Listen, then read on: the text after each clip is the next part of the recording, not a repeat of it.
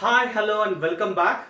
Now I am going to discuss about the life cycle of computing systems. Every computing devices starts from the smartphone to the computers, laptops and to the servers, the server racks. Each and every device gone a complex journey before and after it reaches the end user. Over 70 to 75% of the devices which we listed, their carbon footprints is often determined before it is first turned on. Comes to the understanding of life cycle. Understanding the life cycle is very essential since it reduces the environmental impact, then it complies with the regulations, it unlocks the economic value through reuse and recycle.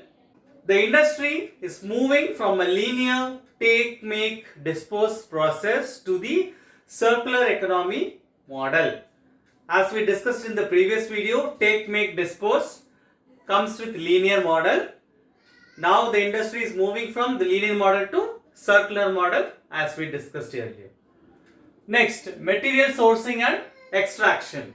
The computing system requires a diverse number of materials like metals, rare earth elements and base materials are the most important material used. Comes to the metals like gold, silver, copper, then rare earth elements like neodymium, titanium, palladium, then base materials like silica, petroleum. These are the most important materials which needs to be extracted. The next one, manufacturing and assembly.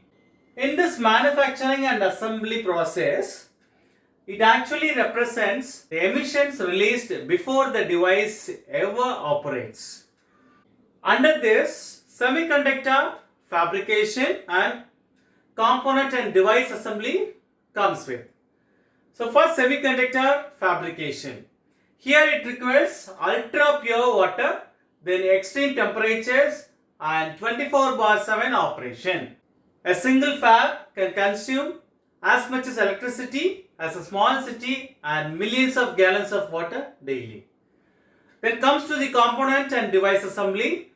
It involves global logistics, shipping component access before the final assembly, and it uses soldering, adhesives and solvents with chemical waste implications. For a typical laptop, the manufacturing accounts for approximately 85% of its total life cycle energy consumption. This is the scenario which is happening.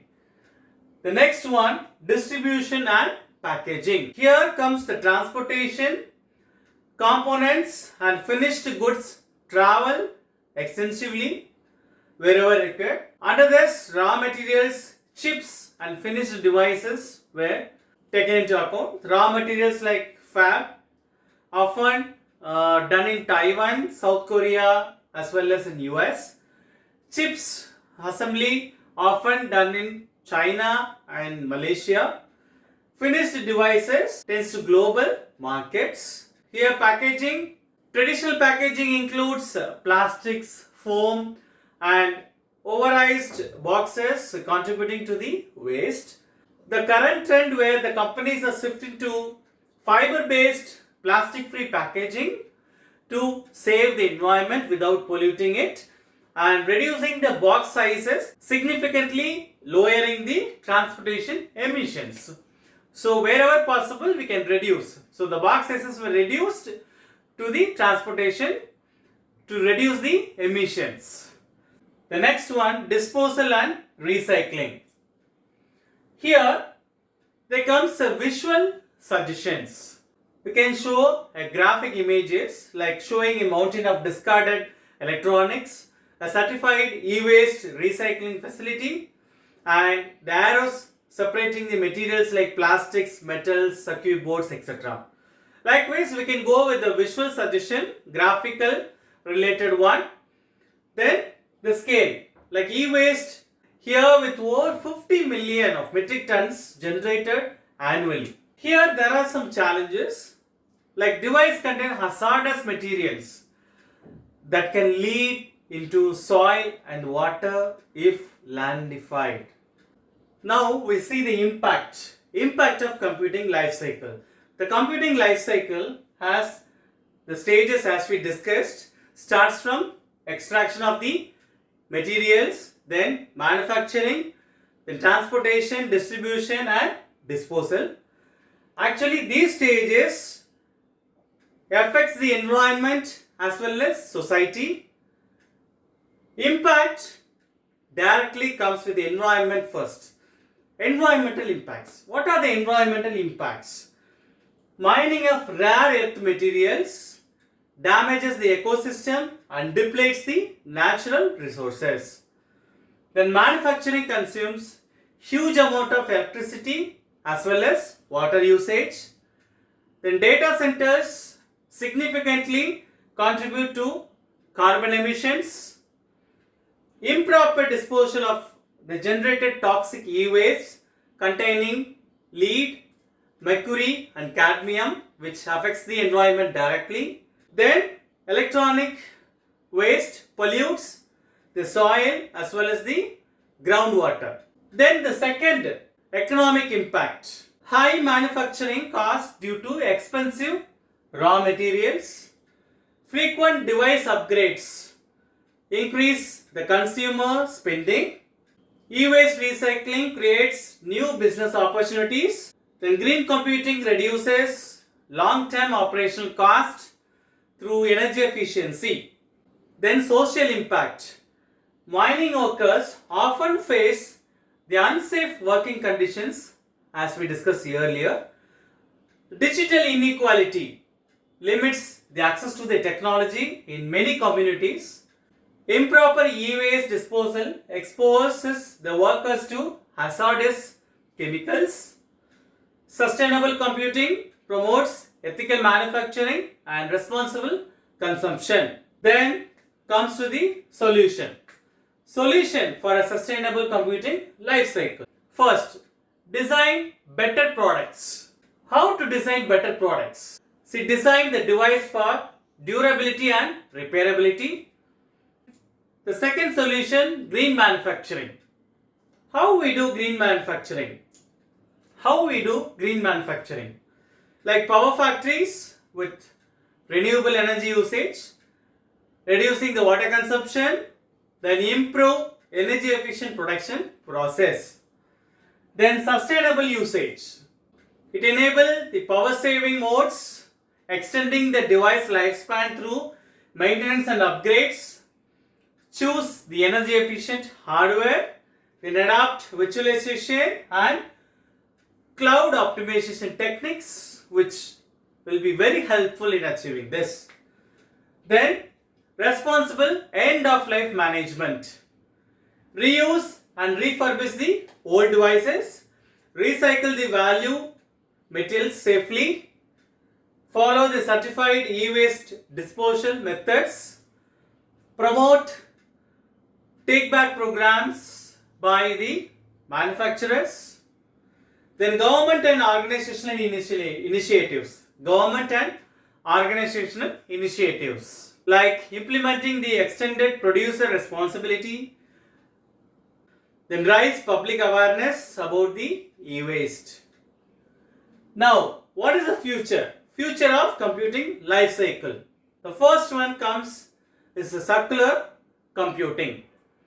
We have seen the circular economy. Now, circular computing. What is circular computing?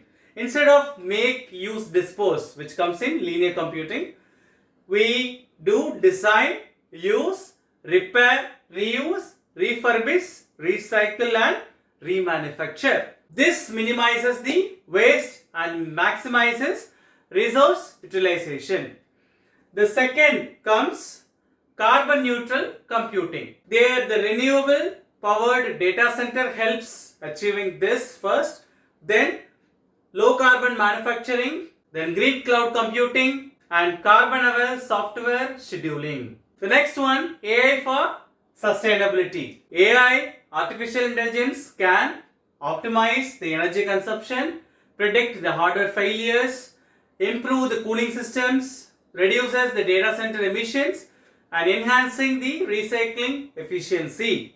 Then eco-friendly hardware comes with biodegradable materials, modular designs, then longer battery life, low power consumption, and easily replaceable components.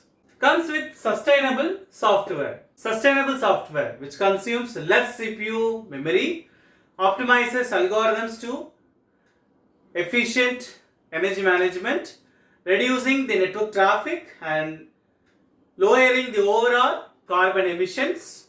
Finally, smart recycling.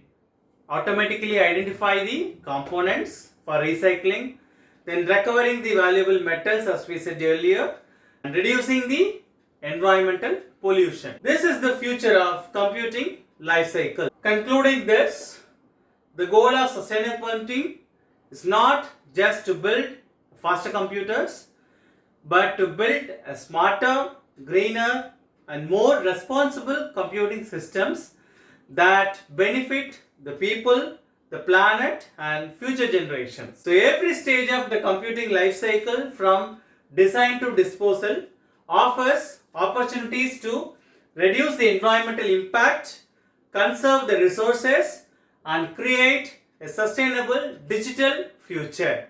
Now we'll see the resource optimization.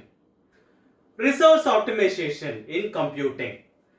Here, it is a strategic practice of maximizing the useful output delivered by the computing resources while minimizing the input of energy, materials, and operational overhead. There are some principles. First one, efficiency. Efficiency, delivering the same or greater output with fewer resources. The second one, utilization. Ensuring the resources are actively used rather than keeping it idle. Next one, right sizing. Matching the capacity to actual demand, not the more or less. Then circularity. Circularity, extending the useful life of hardware through reuse and refurbishment. Now we see the importance of resource optimization. Comes with environmental, economic, and operational. First we see the environmental importance. Here it reduces embodied carbon by extending the hardware life cycle, and it cuts the operational energy consumption and emissions, minimizes the e-waste through better utilization. Then economic importance. It lowers the overall capital expenditure, it reduces the operational expenditure, and improves the total cost of ownership. The next one, operational importance. Increases system performance and responsiveness, enhances reliability by reducing the thermal stress, improves scalability and agility. The next is optimization hierarchy. Starts from hardware to software. Hierarchy from hardware to software. First, hardware. The foundation level, efficient processor, solid state storage, modular design which comes into matter. They actually sets the baseline for this. Comes to software. The middle layer, optimized algorithms, memory management schemes, then efficient coding comes into matter. It actually determines actual resource consumption. Then operations, top level, virtualization, auto scaling, workload scheduling, which actually maximizes the utilization of existing resources. Then business case, the cloud right sizing reduces the spend by around 30%. The stages, measure, analyze, optimize and monitor. The first stage, measure. Here we should establish the baseline matrices. Analyze, the second stage. Here it identifies the inefficiencies.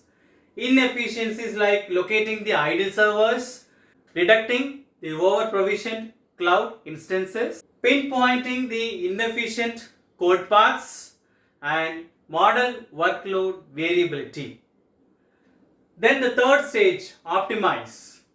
It implements the targeted improvements like consolidating the underutilized workloads, right sizing the resources, then extending the hardware life cycles. Then the fourth stage, monitor. Establish continuous oversight. It tracks the utilization trends, then measures the energy metrics against the baselines what we kept in the first stage. It also verifies the performance and iterate the optimization cycle as required. Thanks for watching.